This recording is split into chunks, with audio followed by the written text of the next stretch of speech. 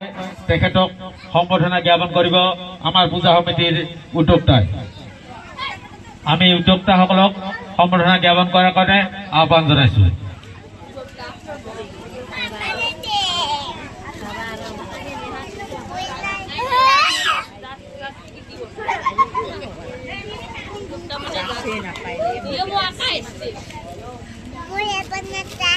এইখিনিতে আমাৰ মাজত উপস্থিত আছে আজিৰ বিচাৰক দুলাল বৰুৱা, তেখেতক সম্বৰ্ধনা জ্ঞাপন কৰাৰ কাৰণে আহ্বান জনাইছোঁ।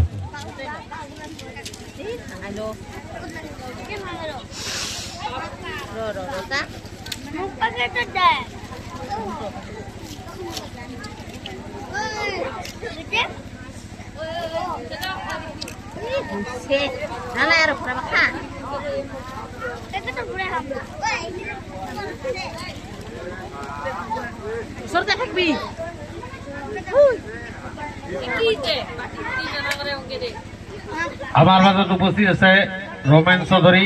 ৰমেন চৌধুৰীক সম্বৰ্ধনা জ্ঞাপন কৰাৰ কাৰণে আমি উদ্যোক্তা সমিতিক আহ্বান জনাইছোঁ।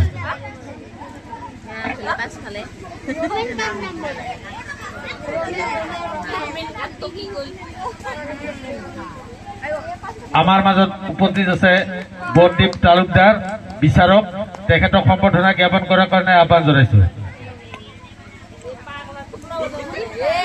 আমাৰ মাজত উপস্থিত আছে আজিৰ বিচাৰক মানিক সূত্ৰধৰ, তেখেতক সম্বৰ্ধনা জ্ঞাপন কৰাৰ কাৰণে আহ্বান জনাইছোঁ।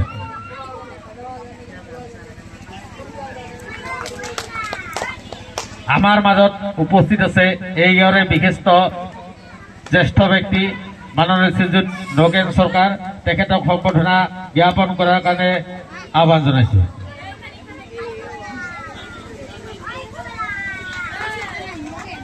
আমাৰ মাজত উপস্থিত আছে কুকিল ৰায়, তেখেতক সম্বৰ্ধনা জ্ঞাপন কৰাৰ কাৰণে আহ্বান জনাইছোঁ।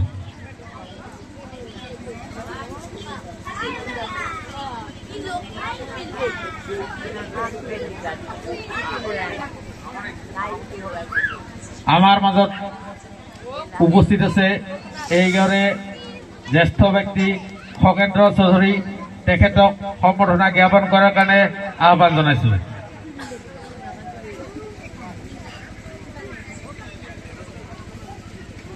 আমাৰ মাজত উপস্থিত আছে এই গাঁৱৰে জ্যেষ্ঠ ব্যক্তি লাদুৰা ৰাভা, তেখেতক সম্বৰ্ধনা জ্ঞাপন কৰাৰ কাৰণে আমি আহ্বান জনাইছোঁ।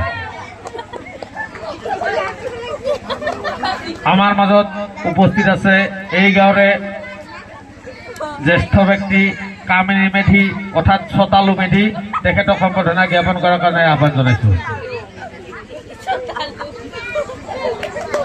আমাৰ মাজত উপস্থিত আছে আজিৰ এইখন প্ৰতিযোগিতামূলক সাংস্কৃতিক সন্ধিয়াৰ প্ৰথম পুৰস্কাৰৰ দাতা সঞ্জিত ৰায়, তেখেতক সম্বৰ্ধনা জ্ঞাপন কৰাৰ কাৰণে আহ্বান জনাইছোঁ।